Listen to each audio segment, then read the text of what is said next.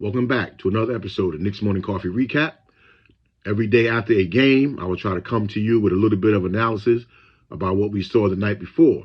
Okay, this is Knicks Morning Coffee. Please like, comment, subscribe, and let's get going. All right, so this was a significant game for us tonight to play Cleveland Cavaliers in our first game. Because as you will remember, last year during the regular season, Cleveland swept us all 4 games. And had we met them in the playoffs, not only would they have had home court advantage, they would have also had a mental edge on us. So kudos to the Knicks for hanging in there and making this a playoff-type atmosphere down the end. Now, the first 2 quarters, the Knicks seemed to have everything under control. They were without 2 key players, but also we were without 2 key players. But what I saw was that Jalen Brunson set the tone when they were running. Everybody seemed to touch it, and not only touch it, everybody seemed to finish with precision. And that's what's going to be key in this new offense. And sometimes I couldn't tell what was new and what was they were just running, pushing the ball up court. Because as you know, in a real fast break scenario, there are 2 types of fast breaks. There's one where the guy's pushing the ball, and there's also one where the guy's moving without the ball and the ball just advancing, hardly touching the floor. We saw a little bit of both of that in the first half. Jalen Brunson put us on his back. There were times when it might look a little bit shaky, and he just kept everybody moving, putting everybody in the right position, and letting that ball flow where it had to go. Big ups to OG Anunoby. He had a monster game for us. Even though Jalen didn't shoot the ball as well, he was in total command of what he was doing out there. And OG just played the real type of Robin for last night that we're going to need in a lot of these fast break scenarios. Guys are going to be out of position. People picked it up because Karl-Anthony Towns was a little banged up. He was a game-time decision. He had a pretty decent game, hit the boards for us well, scored quite a few buckets, but not the typical game that Karl's going to have. But OG picked up the slack. OG came in, he knew where he had to be. He knocked down his shots, he ran the floor, he rebounded the ball, and he played solid defense. I love what he was doing. I thought it would be more out of that from Mikal Bridges, who also had a solid game. But again, it's only going to take one. It's going to take the star in one to help get us over the hump a lot of these times. And when you look at what OG was doing, you have to be able to say that we almost kind of can say we have a big 4, because when you count our 2 stars and then OG and Mikal, either one of them every night, one of them is going to really get off. And sometimes we're not going to know who it is.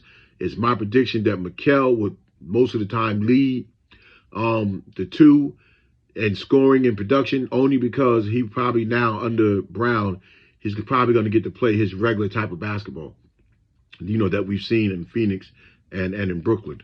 But overall in that first half, everybody got involved. 11 people got in and played. And that's really not that uncharacteristic, because if you think back to the beginning of the season, the past few years, Tibbs did play a lot of people in the beginning of the season. But getting in the second half, that's when the game began. Okay, this is when we got to see what the Knicks might be made of. Donovan Mitchell went off in the second half.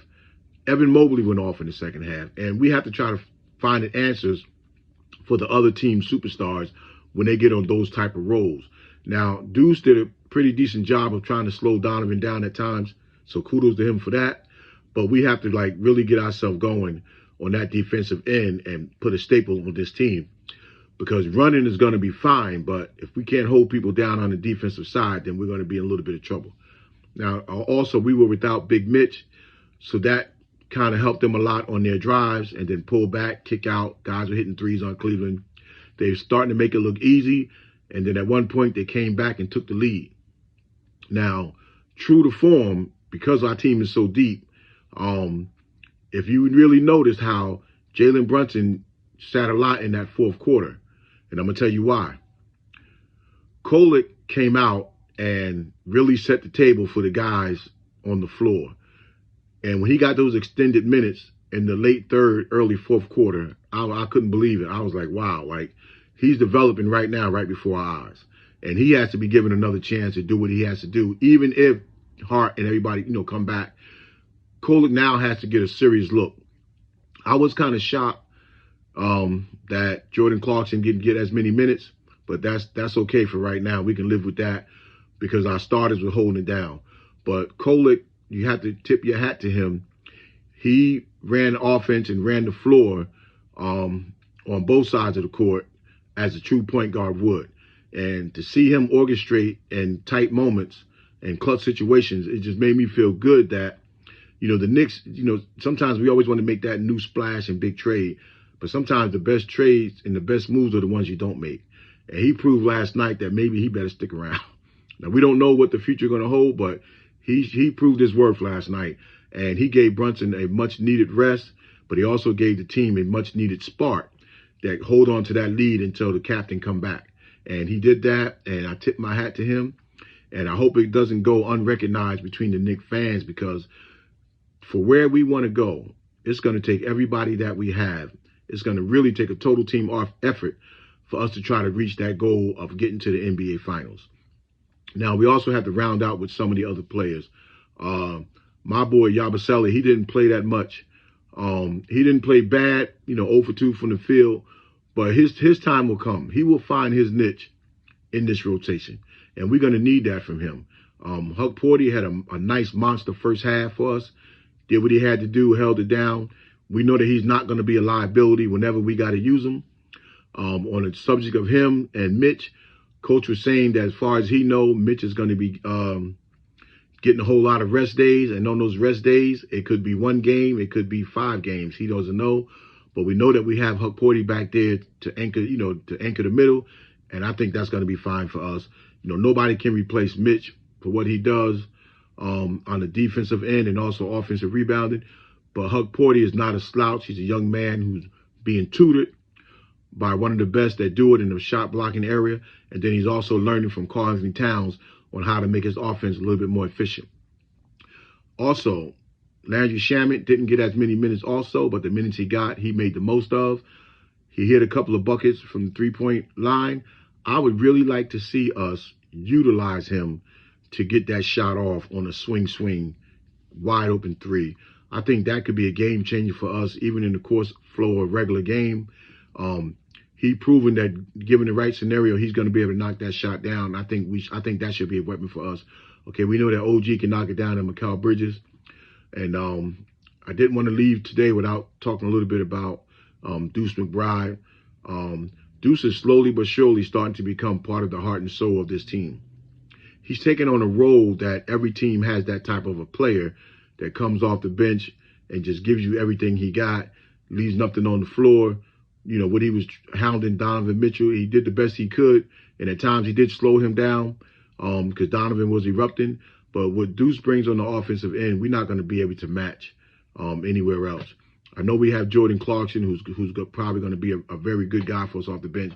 But what Deuce is bringing with the confidence in the years that he's been here, showing that his future is bright. And granted, with or without us, his future is very bright. And I just love what Deuce was doing.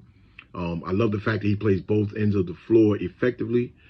And I also love the fact that he's not overstepping anybody else. He knows his role.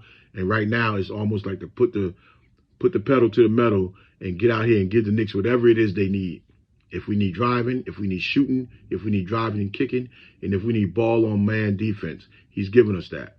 I don't want to leave anybody out, but Tibbs played 11 guys. Now, that's not going to – I'm sorry, Tibbs. Brown played 11 guys, and we know that that's not going to sustain for a long period of time. You're rattling, you're shaking trees, seeing what you got, giving everybody a little bit of taste, especially in a game that's under control. And that first half definitely was under control. For Coach, I like what I saw in Coach. I like the fact that he was allowing guys to get out there and make a few mistakes. I love that I heard about it in his practices. He do a whole lot of yelling. And that's what you need to do the yelling at. Correct the mistakes in practice so you don't have to see him a whole lot of times in the game. The Knicks only had 13 turnovers. That's pretty good. The Knicks had like 38 assists. I would like to see that get up to like 45 on a regular, because if we're going to be running in diamond, our assist total should be up. But going into that third quarter, late into the third, early fourth, Coach kept his composure. And I watched him on the sideline. He wasn't rattled by things that he saw out there. And then he was just putting guys in and just trying to find that right combination to click. And it seems like he found that when he left Kolek in there. That was a big, tall tale sign that he is a true man of his word when he said everybody's going to be given an opportunity. And he gave Kolek that opportunity. So I just want to say that kudos to the Knicks. We got off to a great start.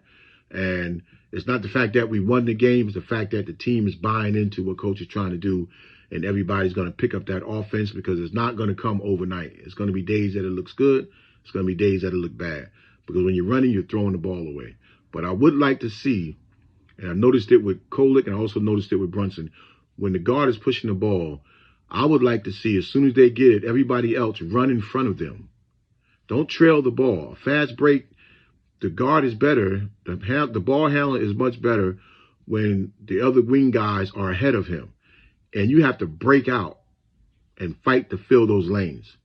That's what's going to make this fast break transaction work for us for the totality of the season. All right, so next time, like, comment, subscribe. See you then. Peace.